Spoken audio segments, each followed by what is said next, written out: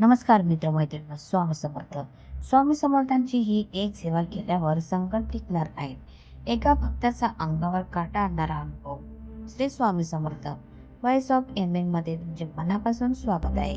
मित्रांनो, आपण सर्वजण स्वामींची सेवा करतो, पण कधी कधी मनात शंका येते की माझे स्वामी माझा ऐकत असतील का. आजचा हा व्हिडिओ केवळ माहिती नाही, तर स्वामींच्या अस्तित्वाचा पुरावा आहे. आज मी तुम्हाला स्वामींची एक अशी सेवा सांगणार आहे जी होळीनंतरच्या या काळात अत्यंत प्रभावी ठरते.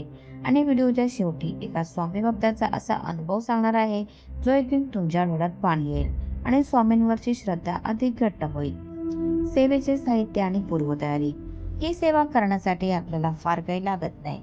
केवळ तुमची भक्ती आणि स्वामींवरचा विश्वास पुरेसा आहे.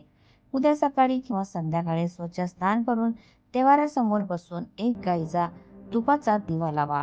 जर तूप नसेल तर तिळाच्या तेलाचा दिवा लावला तरी चालेल. स्वामींच्या फोटोसमोर पुढे अक्षर म्हणजे अखंड तांदूळ अर्पण करा आणि स्वामींना मनापासून नमस्कार करा. मुख्य सेवा. आता डोळे मिटून स्वामींचे रूप डोळ्यासमोर आणा आणि श्री स्वामी समर्थ या मंत्राच्या 3 माळी जप करा. जर तुमच्याकडे वेळ कमी असेल तर किमान 1 माळ जप पूर्ण श्रद्धेने करा.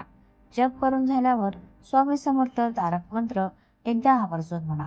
तारक मंत्र म्हणताना अशक्य ही शक्य करतील स्वामी या ओळीवर जेव्हा आपण येतो तेव्हा आपली सर्व संकटे स्वामींच्या चरणी अर्पण करत आहोत असा भाव ठेवा. महत्वाचे नियम. बऱ्याच लोकांना प्रश्न पडतात की ही सेवा कोणी करावी. तर ही सेवा घरातील कोणीही सदस्य करू शकतो. केवळ एक गोष्ट लक्षात ठेवा, सेवा करताना कोणाबद्दलही मनात द्वेष किंवा राग ठेवू नका. स्वामींना शुद्ध मन आणि सात्विक भक्ती आवडते. तसेच सेवा चालू असताना घरामध्ये शक्यतो शांतता राखावी. आता बघूया भक्तांचा हृदयस्पर्शी अनुभव. आता वळूया त्या अनुभवाकडे. पुण्यातील एक स्वामी भक्ताचा हा अनुभव आहे. त्यांचे व्यवसाय पूर्णपणे ठप्प झाले होते. कर्ज वाढले होते आणि घरातही आजारपण आले होते.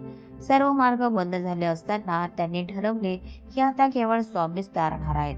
त्यांनी सलग 21 दिवस हीच सेवा केली जी आज मी तुम्हाला सांगितली आहे. 21व्या दिवशी त्यांना असा फोन आला की त्यांचे रखडलेले काम तर मार्गी लागेलच, पण ज्यांनी पैसे बुडवले होते ते स्वतःहून घरी येऊन पैसे देऊन गेले. ते म्हणतात, स्वामींनी मला संकटातून बाहेर काढले नाही तर मला नवीन आयुष्य दिले. हा अनुभव आपल्याला हेच शिकवतो की स्वामी कोणाचेही ऋण ठेवत नाहीत. मित्रांनो, तुम्हीही ही सेवा उद्यापासून सुरू करा आणि जाता जाता एक फोन असतील. रात्री झोपण्यापूर्वी श्री स्वामी समर्थ म्हणत झोपा.